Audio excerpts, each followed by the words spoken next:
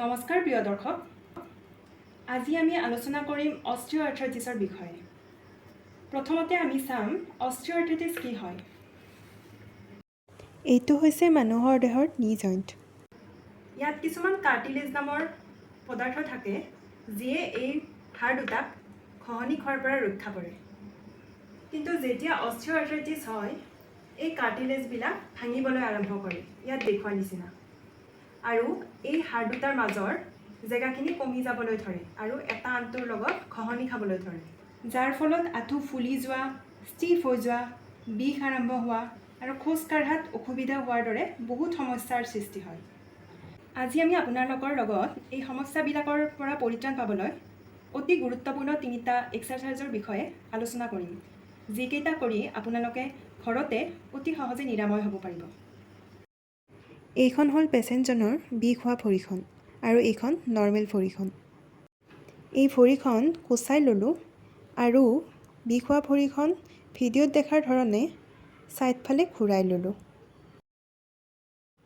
এতিয়া ভৰিখন 30 ডিগ্ৰী ওপৰলৈ উঠাব আৰু 5 ছেকেণ্ডৰ কাৰণে ৰখিব।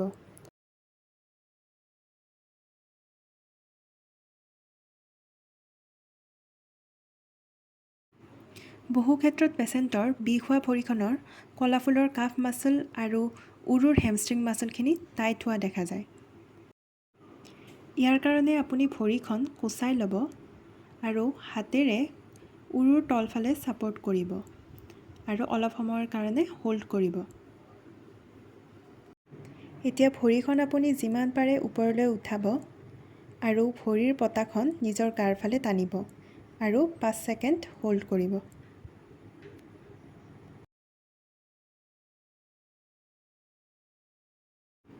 থাৰ্ড এক্সাৰচাইজত আপুনি ভৰি দুখন কোচাই ল'ব।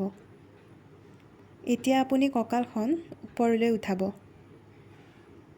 মন কৰিব যে পেটৰ লেভেলটো উৰুৰ লগত মেইনটেইন হৈ থাকে।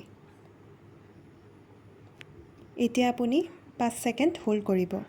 1, 2, 3, 4, 5। ৰিলেক্স। আপুনি যেতিয়া ছাইডফালে শুৱে, তেতিয়া আঁঠুৰ মাজত এটা গাৰু ৰাখিব, যাতে আঁঠুৰ ওপৰত প্ৰেছাৰ কমকৈ পৰে। বহু ক্ষেত্ৰত পেচেণ্টে আঁঠুৰ তলত এটা গাৰু ৰখা দেখা যায়, যিটো ৰেগুলাৰলি কৰাটো উচিত নহয়, কাৰণ তেনেকুৱা কৰিলে আঁঠুটো ফ'ল্ড হৈ থাকে আৰু ফ্লেক্সন ডিফৰ্মিটি হ'ব পাৰে।